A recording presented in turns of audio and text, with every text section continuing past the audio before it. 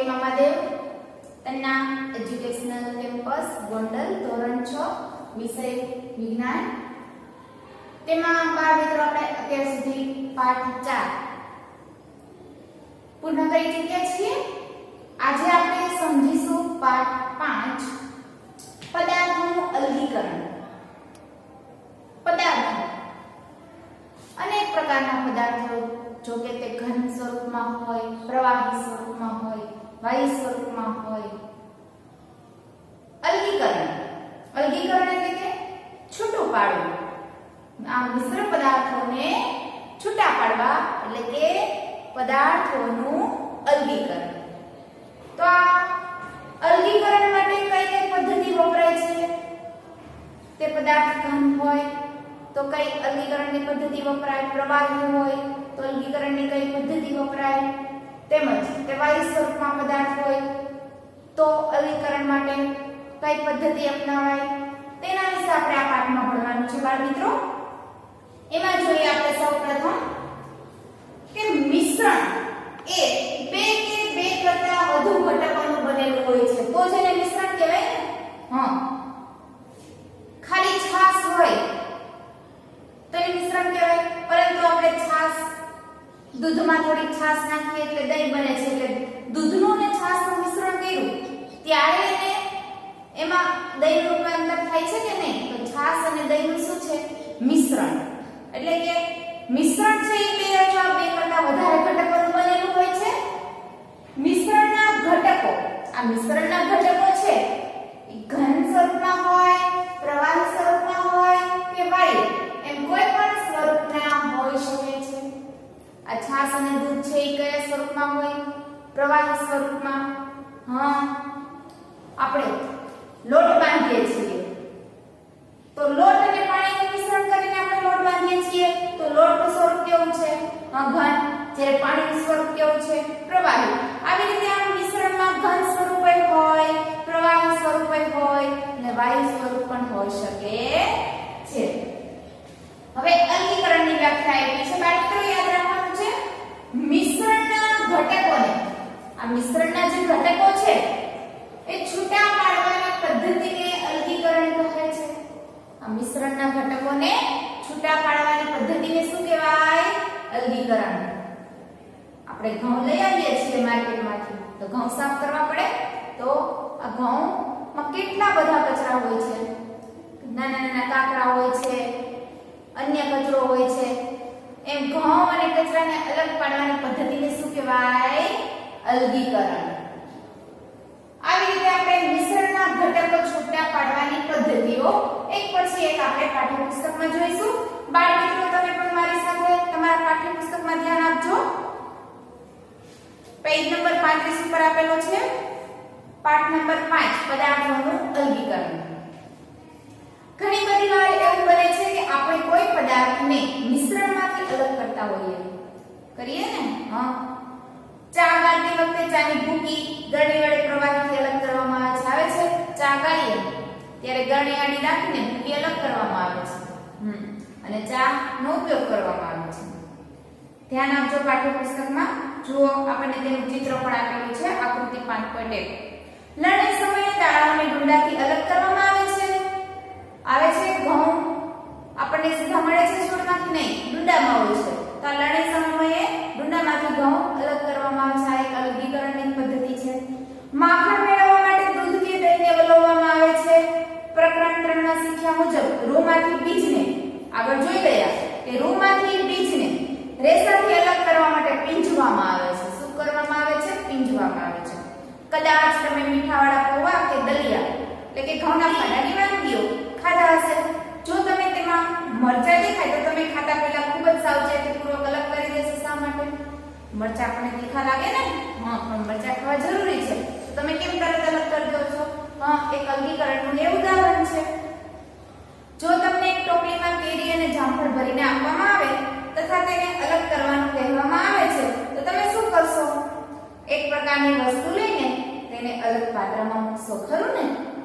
સરળ લાગે છે, પરંતુ જે પદાર્થોને આપણે અલગ કરવાના છે તે કેરી કે જામફળ કરતા ખૂબ નાના હોય તો શું કરીએ? હવે એક બાસ્કેટ છે, બાસ્કેટમાં કેરી અને જામફળ હોય, તમને મમ્મી જામફળ બંને છૂટા કરીને અલગ અલગ મૂકો તો કેટલું ફટાફટ થઈ જાય ને એ અલગીકરણનું ઉદાહરણ છે.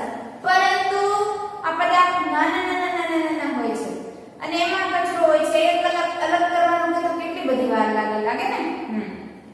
ધારી લો કે તમને મીઠું ભેળવેલી રેતીનો પ્યાલો ભરીને આપ્યો છે.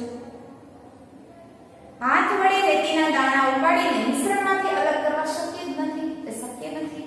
હાથ વડે વીણીને આપણે અલગ કરીએ તો હવે પહેલી એવું જાણવા માંગે છે શા માટે અલગ કરવું જોઈએ. તો એમાં જોઈએ પ્રવૃત્તિ નંબર 1 કોષ્ટક 5 માં ટેકની કોલમ 1 માં અલગીકરણની કેટલીક રીતો આપેલી છે. અલગીકરણનો હેતુ તથા અલગ કરેલા ઘટકોનો ઉપયોગ અનુક્રમે કોલમ 2 એટલે કે પાછળ આપણને કોષ્ટક આપેલું છે તેમાં છે બધું. જોઈએ આપણે કોષ્ટક 5 નંબર 1 સોરી કોષ્ટક 5.1 શા માટે આપણે પદાર્થોને અલગ કરીએ છીએ તેના વિશે જોવાનું છે. આ પદાર્થો છે શા માટે આપણે અલગ કરીએ છીએ, સાથે કેમ નથી રાખતા જોઈએ. એમાં અલગીકરણની પદ્ધતિ, અલગીકરણ કરવાનો હેતુ અને અલગ કરેલા ઘટકોને આપણે શું કરીએ છીએ. એમાં નંબર 1 ચોખામાંથી કાકરા દૂર કરવા કરીએ છીએ. આ કાકરા છે શું બિનઉપયોગી ઘટક એટલે એને શું કરીએ છીએ, ફેંકી દઈએ છીએ. નંબર 2 માખણ મેળવવા માટે દૂધનું વલોવીએ છીએ. જ્યારે માખણ અને દૂધ બંને ઉપયોગી છે, એમાંથી શું બને છે, છાશ. તો એ જુદા જુદા ઘટકોને આપણે અલગ કરીએ છીએ અને બંને ઉપયોગી છે અને ઉપયોગમાં પણ લઈએ છીએ. ચાની ભૂકીનું અલગીકરણ એટલે આ જે ભૂકી છે એને અલગ કરીએ છીએ, નુકસાનકારક ઘટકો છે અથવા અન્ય કચરો છે એને અલગ કરીએ છીએ અને તેને ફેંકી દઈએ છીએ અને ચાનો ઉપયોગ કરીએ છીએ. આપણે જોઈએ છીએ કે કોઈ પદાર્થનો ઉપયોગ કરતા પહેલા આપણે તેમાં રહેલા નુકસાનકારક કે બિનઉપયોગી પદાર્થોને અલગ કરીએ છીએ. કરીને નુકસાનકારક હોય અથવા તો ઉપયોગી ન હોય તેવા ઘટકોને શું કરીએ છીએ, અલગ કરી દઈએ છીએ. ક્યારે આપણે ઉપયોગી ઘટકોનો અલગ ઉપયોગ કરવો હોય તો તેને પણ જુદા પાડીએ છીએ. જે પદાર્થોને જુદા પાડવા હોય તે અલગ અલગ કદના કે ઘટકોના હોવા જોઈએ. તે ઘન, પ્રવાહી કે વાયુ પણ હોઈ શકે છે. તો જુદા જુદા ગુણધર્મો ધરાવતા હોય તેવા પદાર્થને આપણે કઈ રીતે અલગ કરી શકીએ છીએ. આવી રીતે આપણે આમાં મેં તમને સમજાવ્યું. જુદા જુદા ગુણધર્મો ધરાવતા હોય, પ્રવાહી હોય, વાયુ હોય, ઘન સ્વરૂપ હોય તો આપણે તેને કેવી રીતે અલગ કરી શકીએ. તો આ માટે આપણે આ અલગીકરણની પદ્ધતિઓ ભણવાની છે. તો આ અલગીકરણની પદ્ધતિમાં શું આવશે બાળ મિત્રો? પહેલા તો હાથ વડે વીણવું.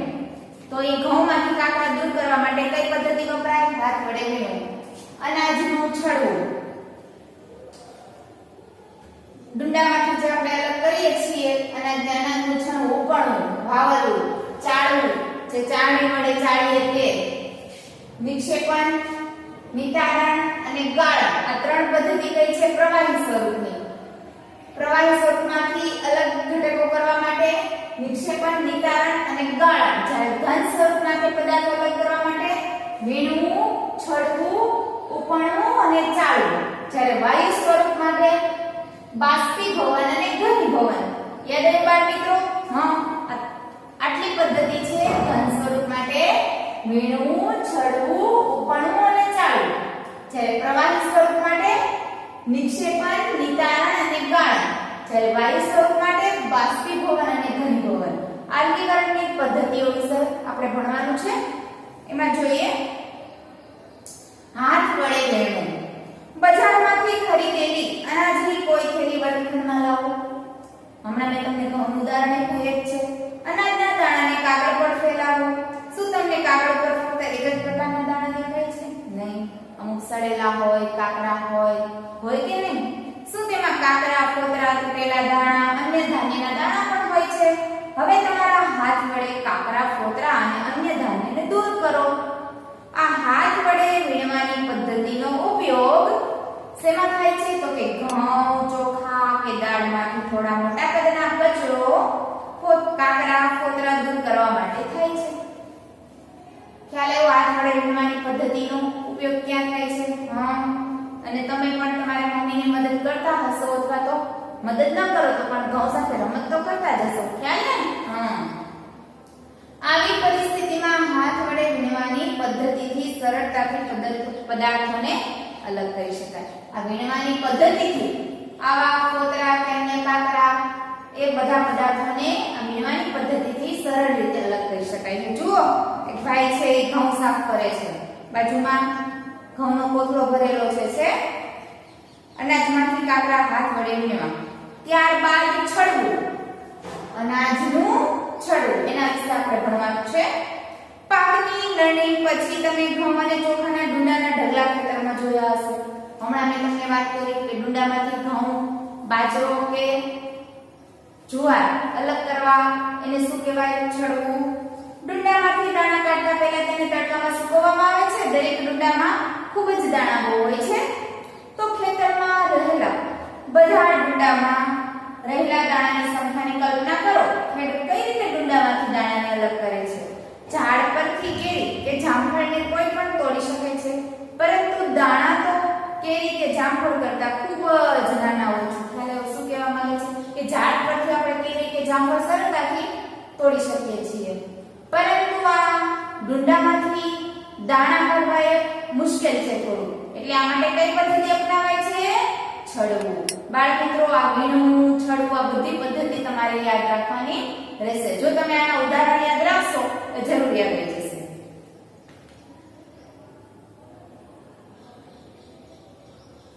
તો ડુંડામાંથી દાણાને કઈ રીતે અલગ કરવામાં આવે છે? તો કઈ રીતે? છડવું એ પદ્ધતિ દ્વારા અલગ કરવામાં આવે છે. ડુંડા વગેરેમાંથી દાણાને અલગ કરવાની રીતને છડવું કહે છે. અંડરલાઈન કરો બાળમિત્રો. ડુંડા વગેરે દાણાને અલગ કરવાની રીતને છડવું કહે છે. વ્યાખ્યા પૂછાય. છડવું એટલે શું? તમારે લખવાનું છે કે ડુંડા વગેરેમાંથી અલગ કરવાની રીતને છડવું કહે છે. ત્યારબાદ આ રીતમાં દાણાને ડુંડાથી અલગ કરવા માટે તેને જોડવામાં આવે છે. કેટલીકવાર બળદ વડે પણ છડવામાં આવે છે. મોટા જથ્થામાં દાણાને છડવા માટે યંત્રો પણ વપરાય છે. આજકાલ તો આધુનિક યુગમાં મોટા મોટા યંત્ર આવી ગયા છે ને. હાર્વેસ્ટર થી પછી થ્રેશર. આના વડે આપણે સરળતાથી અલગ કરી શકીએ છીએ. જુઓ થ્રેશિંગ ઓલો ભાઈ કરે છે પથ્થર ઉપર ઓલો જે ઝાડનો કે ઘઉંનો પૂરો હોય એ આમાં પછાડે છે એટલે દાણા ને બધું અલગ નીકળી જાય છે. ત્યારબાદ એવું ઉપણવું. ખ્યાલ આવ્યો ને બાળમિત્રો? વીણવું એટલે ઘઉંમાંથી કાકરા અલગ કરી હાથ વડે વીણવું. છડવું એટલે ડુંડામાંથી જે અનાજના દાણા અલગ કરીએ તે છડવું. હવે આવે છે ઉપણવું. પ્રવૃત્તિ નંબર 3 આપેલી છે બાળમિત્રો, ખાસ ધ્યાન આપજો. સૂકી રેતી સાથે લાકડાનો વહેર કે સૂકા પાંદડાનો ભૂકો મિશ્ર કરો. સૂકી રેતી હોય તેની સાથે પાંદડાનો ભૂકો અથવા તો લાકડાનો વહેર તે આપણે મિશ્ર કરવાનો છે. આ મિશ્રણને ડીશ કે છાપા ઉપર મૂકવાનો છે. આ મિશ્રણને ધ્યાનથી જુઓ. શું બંને અલગ ઘટકો સરળતાથી દેખાય છે? આ તમે મિશ્રણ કરશો એટલે શું આ બંને ઘટકો સરળતાથી તમને દેખાય છે? શું બે ઘટકોના કણના કદ સમાન છે? શું ઘટકોને હાથ વડે વીણીને અલગ કરવા શક્ય છે? તે હાથ વડે વીણીને અલગ કરવા શક્ય છે? બંનેના કદ સરખા નથી, પણ સહેજ નાના મોટા હોય છે, પરંતુ તે હાથ વડે વીણવું પણ શક્ય નથી. તો તેને અલગ કેમ કરવું? રેતી અને લાકડાનો વેર અથવા તો પાંદડાનો ભૂકો મિશ્રણ કરી તેને અલગ કઈ રીતે કરી શકાય? હાથ વડે વીણી ન શકાય. એટલા માટે કઈ પદ્ધતિ અપનાવાય? ઉપણવું. હવે જુઓ એનામાં શું કરવાનું ઉપણવું એટલે. હવે તમારા મિશ્રણને ખુલ્લા મેદાનમાં લઈ જવાનું. એટલે કે ખુલ્લું મેદાન શા માટે? પવન આવતો હોય અને કોઈ ઊંચા પ્લેટફોર્મ પર ઊભા રહો. મિશ્રણને ડીશમાં કે કાગળ પર લો. ખ્યાલ આવ્યો બાળમિત્રો? જે આપણે વાવલવું કહીએ છીએ એને શું કહેવાય? ઉપણવું. ડીશ કે કાગળ જેમાં મિશ્રણ રહેલું છે તેને તમારા ખભા જેવી ઊંચાઈએ રાખો. તેને થોડું નમાવો જેથી મિશ્રણ ધીમેથી તેમાંથી સરકે. એટલે કે આવી રીતે આપણે આ મિશ્રણ ભરેલી ડીશ છે આમ થોડી ત્રાસી કરીને આમ નીચે રાખીએ એટલે શું થશે? નીચે સરકશે અને બધા ઘટકો અલગ પડશે. જે હળવા ઘટક હશે તે ઉડીને આગળ જશે, થોડા વજનમાં ભારે હશે ક્યાં પડશે? નીચે. એટલે આવી રીતે આપણે અલગ કરી શકીએ છીએ. શું થયું? શું રેતી અને લાકડાનો વહેર અથવા તો સૂકા પાંદડાનો ભૂકો એક જ સ્થળે નીચે પડ્યા? એક જ સ્થળે બંને એક સાથે નીચે પડે? ના. હળવો પદાર્થ છે થોડો આગળ જઈને પડશે, જ્યારે થોડો વજનમાં છે એ નીચે પડશે. શું કોઈ ઘટક હવાથી દૂર ઉડી ગયું? શું હવા દ્વારા ઘટકોનું અલગીકરણ થયું? હા, થશે. મિશ્રણના ઘટકોને આ પ્રકારે અલગ કરવાની પદ્ધતિને શું કહેવાય અથવા તો રીતને શું કહેવાય? ઉપણવાની ક્રિયામાં ભારે અને હલકા ઘટકોને પવન કે ફૂંકાતી હવા વડે અલગ કરવામાં આવે છે. જો આ બેન છે ટેબલ ઉપર ચડીને બધું વાવલે છે. આપણે એને સામાન્ય રીતે આપણે ભાષામાં વાવલવું કહે છે. એટલે કે હળવો પદાર્થ છે એ આગળ જઈને પડે છે અને વજનવાળો પદાર્થ છે એ નીચે. જુઓ કચરો ને એવું બધું છે આગળ ઉડીને જતું રહે છે. જો નીચે લખેલું છે આકૃતિ 5.5 ઉપણવું. ખ્યાલ આવ્યો બાળ મિત્રો? હા. ખેડૂતો દ્વારા સામાન્ય રીતે આ પદ્ધતિનો ઉપયોગ ભારે દાણામાંથી હલકા ફોતરા દૂર કરવા માટે થાય છે. ફોતરાઓ પવન દ્વારા દૂર ઉડી જાય છે. અનાજના દાણા અલગ થઈને ઉપણવાની જગ્યાની નજીક ઢગલો બનાવે છે. અલગ કરેલા ફોતરાનો ઉપયોગ ઢોરના ખોરાક કે તેવા કોઈ હેતુ માટે કરવામાં આવે છે. તે ફોતરા ઉડી ગયા હોય એનો ઉપયોગ શું કરવામાં આવે કે ઢોરને આપી દેવા માટે. એટલે ઢોર તેનો ખોરાક તરીકે ઉપયોગ કરે છે. ઢોર મીન્સ પશુ. ગાય, ભેંસ. હવે આવી ત્રીજી ચોથી પદ્ધતિ ચાલો. ખ્યાલ આવ્યો બાળ મિત્રો? હાથ વડે વીણવું એટલે ઘઉંમાંથી કાકડા દૂર કરવા, અનાજનું છડવું એટલે ડૂંડામાંથી અનાજ અલગ કરવું, ને ઉપણવું મીન્સ કે વાવલવું. હવે આવે છે ચાળવું. તો ચાળવું તો તમને ખબર જ છે જે ચાળણી વડે આપણે ચાળીએ છીએ એ. ક્યારેક આપણે લોટમાંથી વાનગી બનાવવી હોય જે માટે તેમાંથી કચરો તથા ભૂસું દૂર કરવાની જરૂર પડે છે. આપણે રોટલી બનાવીએ છીએ ત્યારે લોટ ચાળીએ છીએ ને, ઉપર કેવું ઓલું નીકળે છે ભૂસું, એટલે આપણે એને ભડકું કહીએ છીએ. આપણે શું કરીએ છીએ? આપણે ચાળણી લઈએ છીએ ને તેમાં લોટ નાખીએ છીએ. ચાળવાથી ચાળણીના છિદ્રોમાંથી લોટ પસાર થાય છે, જ્યારે મોટો કચરો ચાળણીમાં ઉપર રહી જાય છે. અનાજ દળવાની ઘંટીમાં ઘઉંને દળતા પહેલા ફોતરા તથા પથ્થર જેવી અશુદ્ધિઓને દૂર કરાય છે. સામાન્ય રીતે થેલો ભરીને ઘઉં એક ત્રાસા ચાળણા પર નાખવામાં આવે છે. ચાળણો તેમાંથી છડવા અને ઉપણવા છતાં પણ રહી ગયેલા કાકરા, ડાળખા અથવા તો ડાકડા અને ફોતરા દૂર કરે છે. જુઓ મોટો ચાળણો હોય એમાં જુઓ ખેડૂત છે એ અલગ કરે છે આવી રીતે.